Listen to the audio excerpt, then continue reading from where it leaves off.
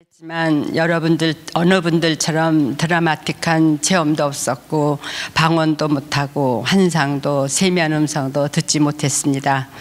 그래서 목사님 또는 부흥 강사 목사님들이 오셔서 여러분 구원 받으셨나요? 하고 물으시면 예라고 해야 하는지 아니라고 해야 할지 많이 몰랐습니다.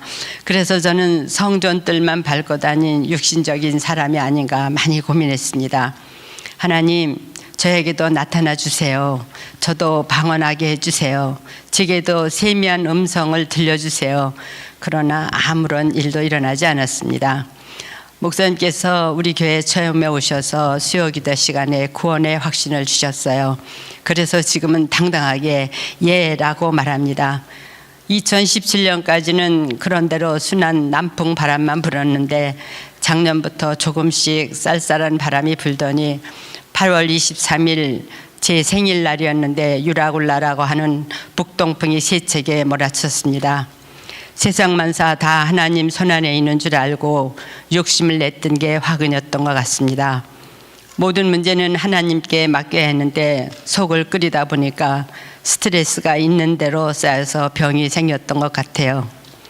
10월 16일 췌장암 말기로 7개 장기에 모두 전이가 돼서 항암 치료를 받지 않으면 6개월 정도 살고 길어야 9개월이라고 하더라고요. 저는 아무것도 아픈 것이 없는데 무슨 소리를 하느냐고 해서 다시 검사하고 또 조직 검사까지 다시 했어요. 그래도 못 믿는다고 하니까 스탠포드 병원에서 2차 검사 결과 같은 진단이 나왔습니다. 목사님께서는 하나님께 맡기고 의사의 손을 빌려서 항암 치료를 받아보자고 여러 차례 오셔서 관만하셨습니다. 저는 항암 치료가 어렵다는 것을 들었기 때문에 많이 망설였습니다. 그래서 작은 딸은 6개월 일을 하지 않고 저와 시간을 보내기로 계획까지 했었습니다. 그런데 큰딸 미경이는 엄마 그래도 한 번이라도 해봐야지 이대로 엄마를 보낸다면 우리가 얼마나 후회를 하겠어요. 그러니까 딱 한 번 해보고 그때 우리 또 얘기하자 그러더라고요. 목사님 또 권사님 장로님들께서 권유하셔서 12월 3일 첫 번째 항암 치료를 받았습니다. 구역질도 나고 딸꾹질, 손떨림, 미식거림, 또 뼈가 아프고 손톱이 부러지고 춥고 냉장고 속에 물고는 전기가 오는 데 있어서 만지지도 못하는 등의 부작용이 일어나는데 저에게는 신기하게도 아무런 증세가 없었습니다. 우리는 하나님께 기도하기를 토하지만 말고 임 장로님처럼 딸꾹질 정도로만 끝나게 해주세요 라고 기도했어요. 의사는 만날 때마다 부작용을 묻고는 아무 일도 없다고 하면 굿 가는 거예요. 이때 저는 알았습니다. 하나님이 일하고 계시구나. 감사하다는 말은 저절로 나오더라고요. 4번 받은 후 발끝에서 머리끝까지 패스킨을 했는데 90%가 없어졌다고 했습니다. 이럴 때 세상에 이런 일이 그런 말이 나오더라고요.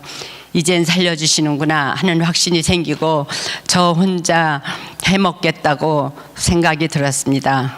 예배와 기도회에 나와 하나님 앞에서 기도하면서 왠지 모르지만 이 시간이 단순한 고난이 아니라 축복의 시간일 수도 있겠다 하는 생각이 들었습니다. 너무 상투적이라 생각이 들으실지 모르겠지만 저는 그랬습니다. 저를 아주 넘어뜨리지 않으시고 살짝만 건드리시면서 제 삶의 방향과 생각을 바꿔주시기 위하여 쓴 것을 믿습니다. 저를 살짝 터치하신 데는 몇 가지 이유가 있었던 것 같습니다. 한 가지는 저는 신창순 권사와 10여 년 전부터 여름밤에는 10시부터 12시까지 겨울에는 8시부터 10시까지 토요일 교회 본당에 와서 찬양 드리고 말씀 드리고 말씀 읽고 우리 교회의 교우 한 가정마다 이름을 부르고 기도했었습니다. 그런데 작년 초부터 우리 많이 소홀했습니다. 전 집사가 널싱홈에 가고 제가 아프고 그런 이유 때문에 좀 게을리했었는데 4월부터 다시 시작했습니다. 운전할 수 있을 때까지 할 겁니다. 이 일을 하게 하시기 위함이었다고 생각합니다. 또 한 가지는 우리 큰딸 미경이가 대학을 간으로는 교회를 출석하지 않았습니다.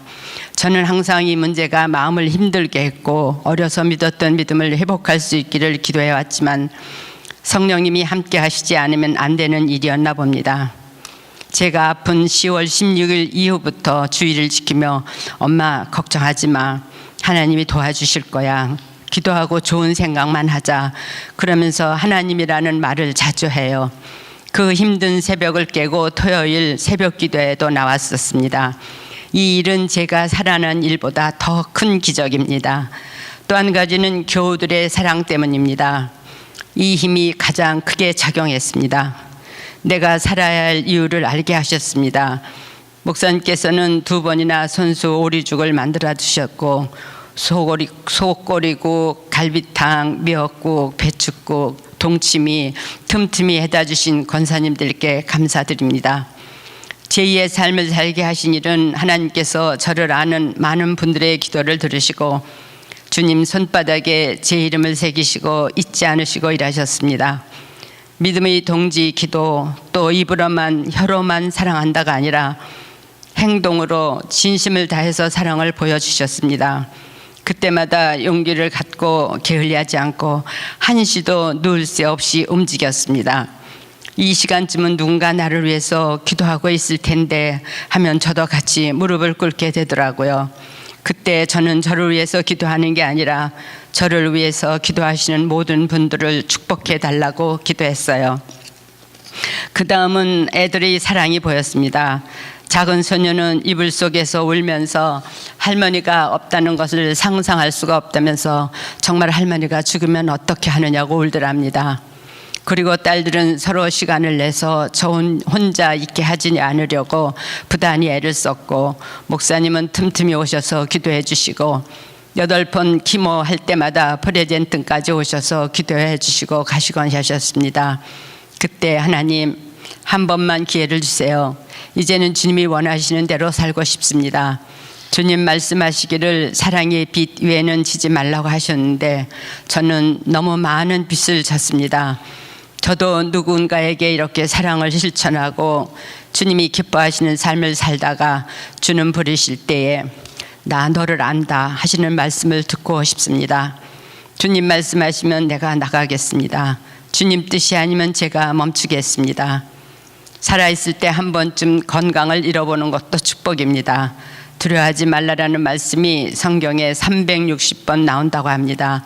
이제는 아무것도 두려워하지 않고 주님만 의지할 겁니다. 제게는 고난이 아니라 축복의 시간이었습니다. 그리고 가장 큰 이유는 저를 살려주신다면 미얀마로 단기 선교를 가겠다고 했습니다. 치료가 끝나고 하나님 그리고 의사가 허락하면 갈 것입니다. 또 하나는 제가 세상을 떠난 후 자그마한 장학재단을 만들어서 우리 교회에서 조금씩이나마 필요한 학생들을 위하여 장학금을 지불하도록 하겠다고 했습니다. 이것은 제 사후 우리 아이들이 할 것입니다. 디모데후서 4장 7절에서 8절에 보면은 나는 선한 싸움 다 싸우고 달려갈 길 마치고 믿음을 지켰습니다. 이제 나를 위하여 의의 면류관이 마련되어 있으므로 의로우신 재판장이신 주님께서 그날에 그것을 나에게 주실 것이며 또 나에게만이 아니라 주님께서 나타나시기를 사모하는 모든 사람에게 주실 것입니다. 지금까지 판단한 것, 미워한 것, 더 사랑하지 않은 것 회개했습니다. 저를 이 제 덩어리로 가게 할 수 없으시기에 저를 사랑하시는 마음으로 기회를 주신 줄로 믿습니다. 그리고 길 건너 앞집에 사시는 이면숙 권사님은 제가 집에 없을 때 건너오셔서 채소밭에 물 주시고 제가 있을 때는 아침 저녁으로 먹거리를 만들어 날라주심을 진심을 다해 감사드립니다. 그동안 감사했습니다. 열심히 충성하고 헌신하겠습니다. 교우 여러분 기도해 주셔서 감사합니다. 사랑합니다.